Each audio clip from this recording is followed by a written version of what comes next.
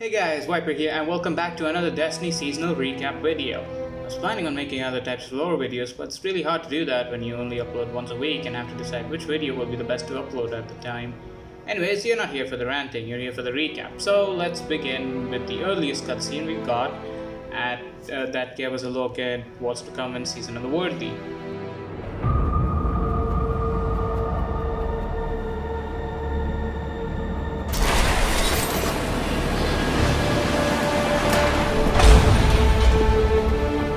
It's been a while, old man. The tower looks at you and sees a god. But I see a thug, a murderer, betrayer. You know why I left the Infinite Forest, what I saw. A line has been drawn in this system. Light on one side, dark on the other. Where do you stand?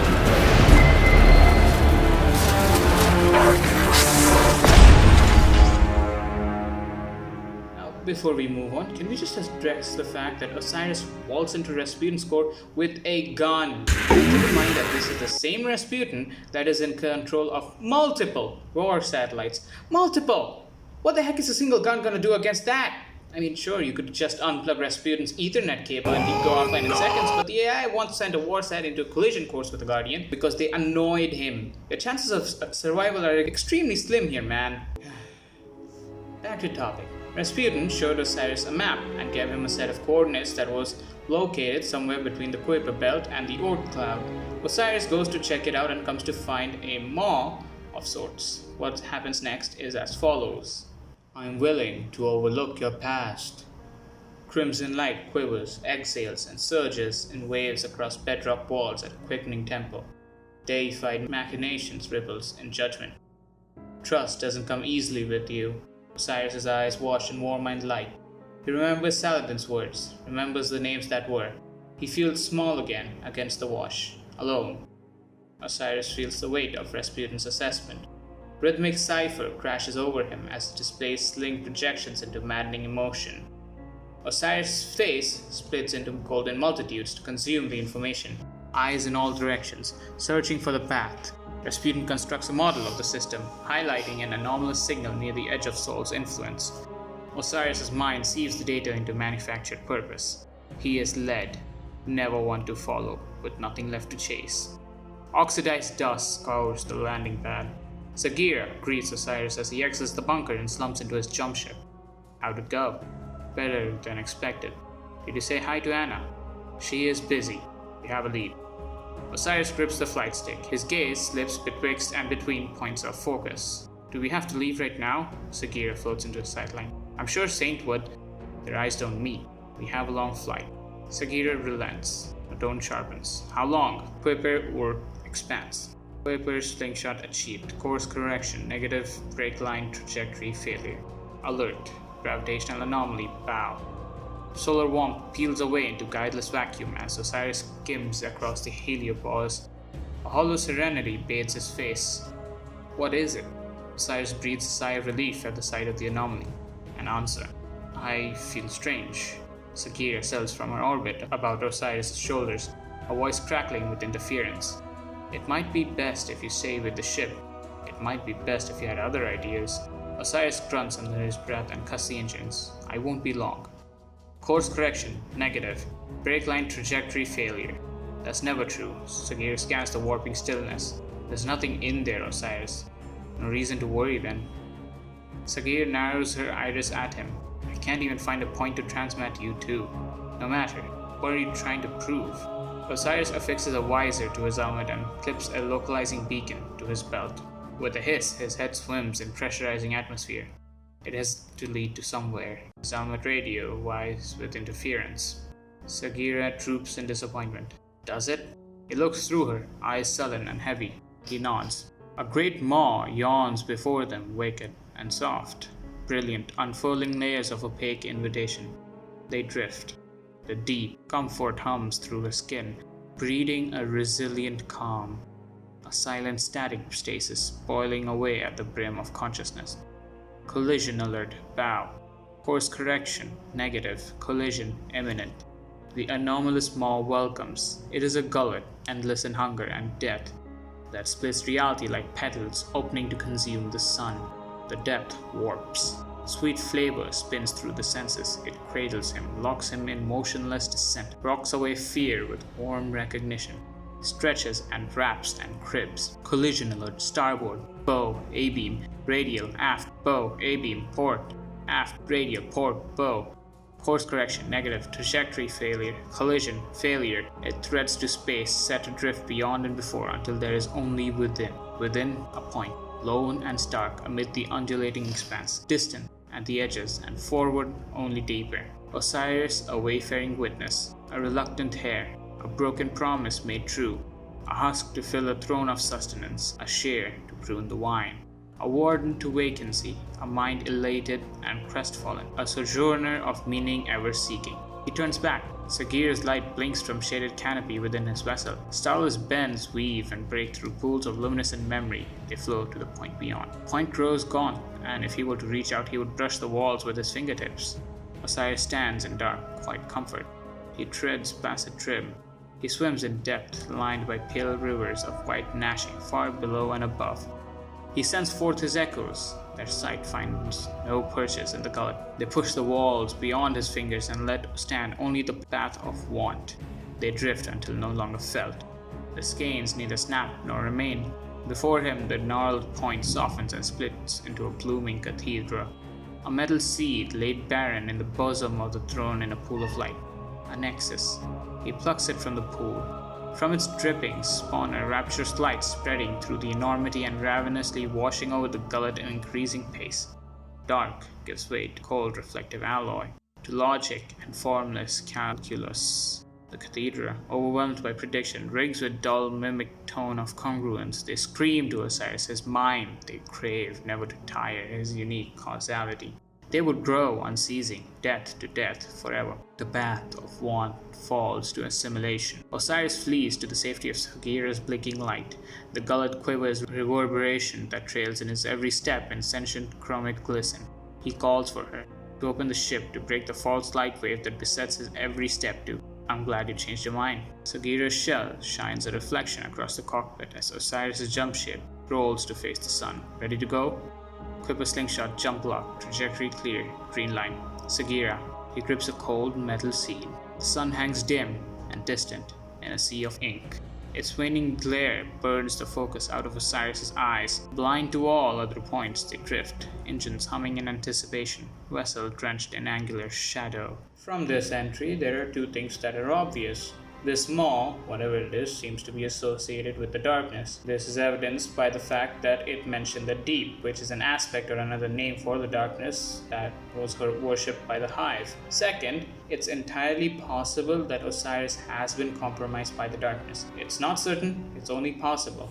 The entry spoke of a metal seed, which could be this item our guardians picked up at the end of the Shadowkeep campaign. This weird Christmas ornament thing was later given to Eris Morn, and every week we would visit her to receive mysterious transmissions, supposedly from the darkness itself. And as the weeks progressed, we could see that Eris's focus began to waver as she began to question if the darkness was speaking the truth. She did eventually reaffirm her allegiance to the Traveler, both in dialogue as well as in the final unveiling lore entry, which was a letter from Eris to her guardian. This could be what's going to happen to Osiris, but that's only if the metal seed is the same as the artifact we picked up from the Space Dorito ship on the moon. We can only hope that our somewhat pessimistic warlock can hold on to his resolve. Now, on to the actual events of the season.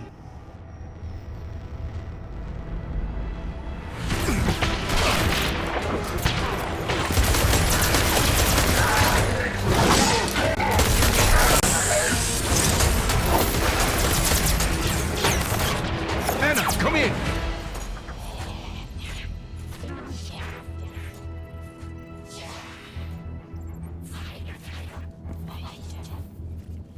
Anna, are you there? Just a moment.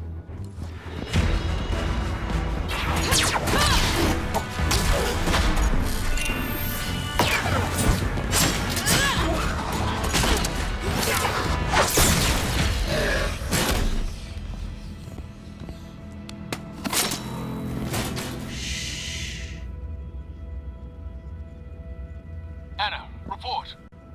Copy, Commander. I've located the central manifold. It seems the Cabal have disabled the ship's MAV thrusters. They killed the steering on this thing? Any idea what that was? Checking. That explosion came from the propulsion deck. The Cabal have taken out the primary engine. Have you made it to the bridge yet? Just a moment.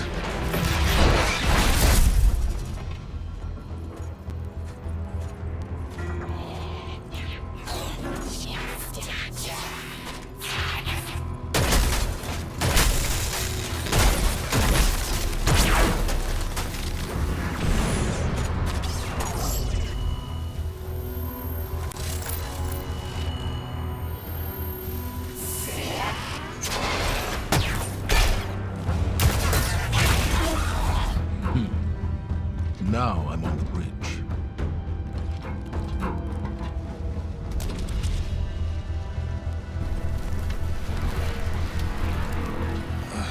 They've destroyed the ship's navigation system. We're a dead stick. None of this makes any sense. No nav, no engine, no way to steer or change course. It's like they want this thing to drift off into space forever. Not forever.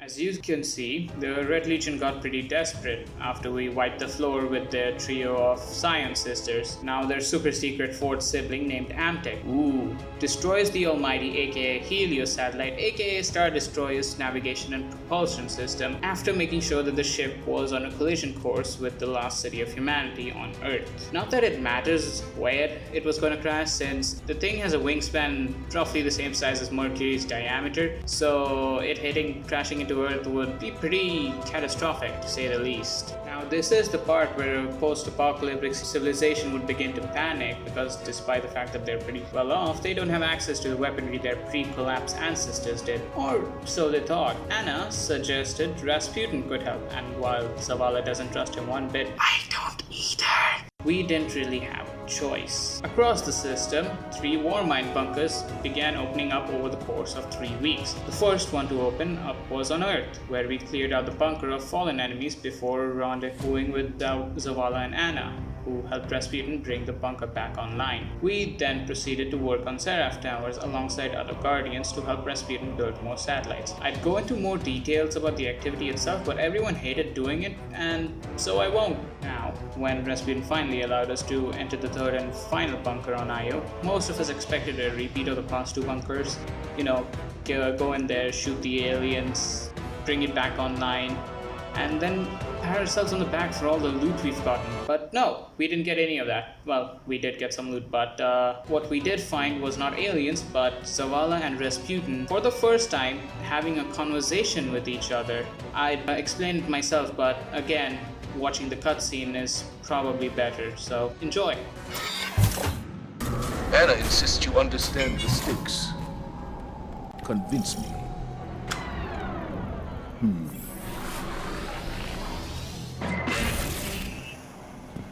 Our enemy reveals itself. The shadow is long and close. Is this what's had your attention? Preparations to fight? To rebuild? To run? Mayday, Mayday, Mayday, this is NFB Meritursa 16. 11,000 souls in cryosleep aboard. We're a few minutes out of New Pacific Arcology. We were struck by debris in a large wave. Fusion plant offline. We can see extensive, catastrophic damage to one of the Arcology domes. Oh, it's gone over. Respond if able. Mayday! Mayday! Mayday! This is New Pacific Arcology on guard, declaring a sundown loss of habitability event. We have 2.9 million souls aboard. We repeat, Titan is no longer safe for human life. The collapse. You were there. You gave everything to a cause and saw it all swept away. You're afraid to fail. Again. So am I. I've never considered how it must have felt to live through the collapse. From this day, we speak as allies, not warriors who seek to wield each other as weapons. After we break the Almighty, the city will devote whatever resources you need towards banishing these dark omens. When they come, we will stand together, as equals, as guardians.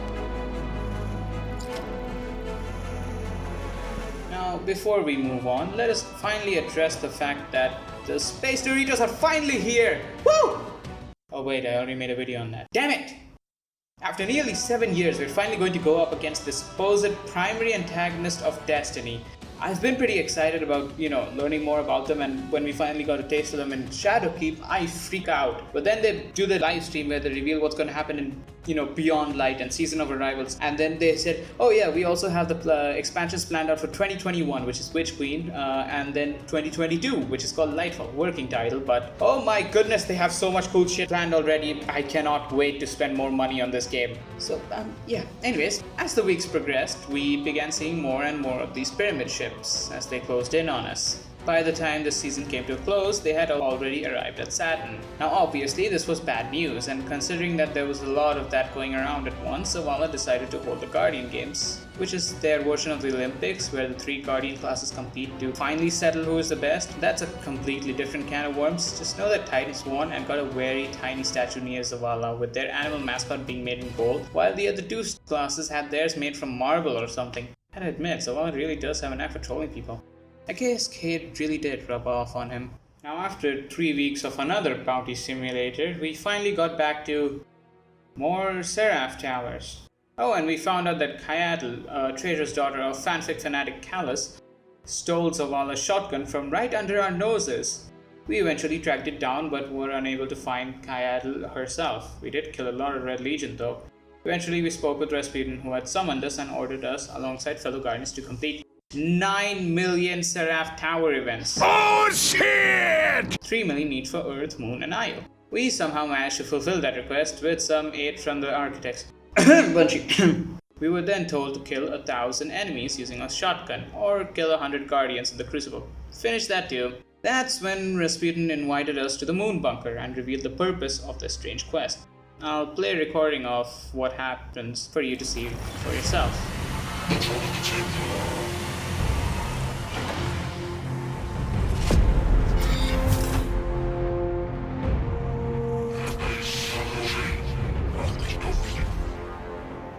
He's telling a story. In a time of great prosperity, a tyrant king sent his son to live among the people and learn their ways. He did so for many years, until a great calamity befell the kingdom. In the aftermath, the tyrant's son was changed.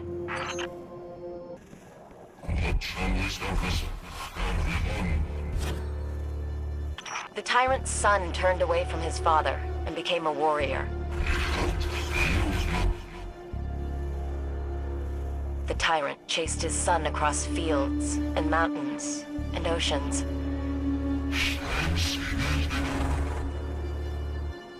He said, "If I can't have my son, then no one shall."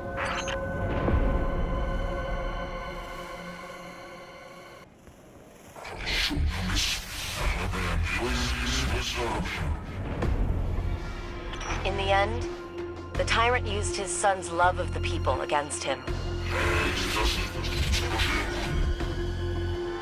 He promised him a miraculous technology that could rebuild the kingdom. When his son came to claim it, he unleashed a plague upon him. His son was destroyed.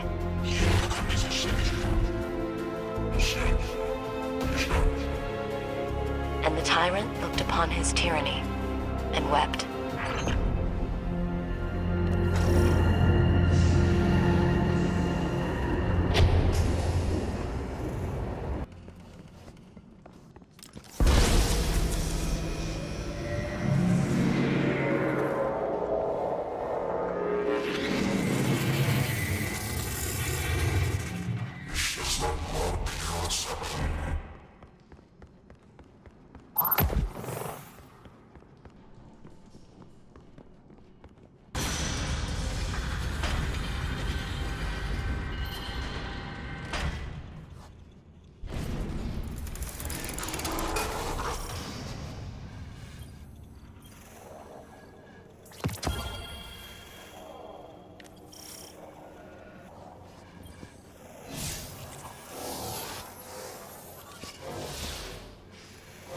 Guardian, can you read me?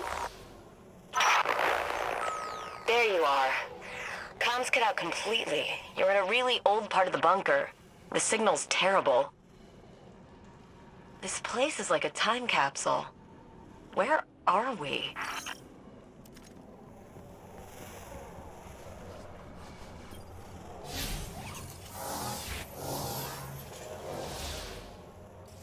This looks like the casing of an old safety AI, but marked with Rasputin's symbol. These transcripts suggest his original code was for a sort of emergency response system from pre-Golden Age space stations. Checking oxygen levels, fuel, that kind of thing. Clovis Bray took a safety AI and turned it into an interplanetary defense system with sentience. And Rasputin kept all this, almost like a scrapbook of his past, a way to remember his roots. And he showed it to us. When did he learn to be so sentimental? Wish Zavala could see this. So that was pretty revelatory, wasn't it? Now I know that most of you are confused as to how Rasputin, a Golden Age AI born from a relatively simple safety program for satellites, can have a son. Rest assured, I'll try to get to that in a separate video, since there's a lot of stuff to cover over who Rasputin is and then who Fellwinter is, but don't expect it anytime soon. I'll try and get to it though. Now after 3 months of grinding out Seraph Tower events to build Rasputin's satellites, the day finally came where he would engage the Almighty and save all of us. Guardians from across the system flocked to the tower to observe this spectacle take place before their very eyes. The following clip is a recording of the event.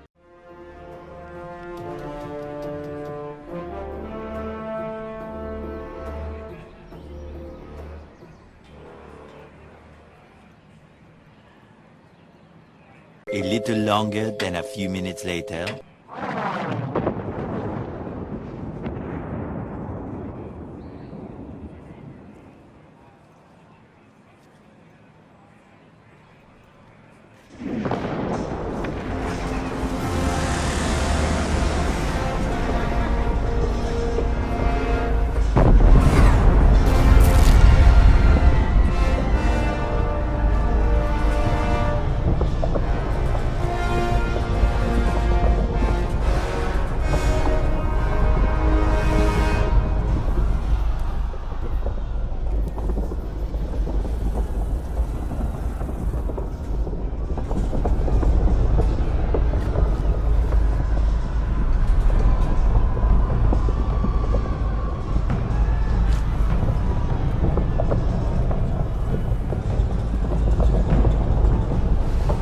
Much later.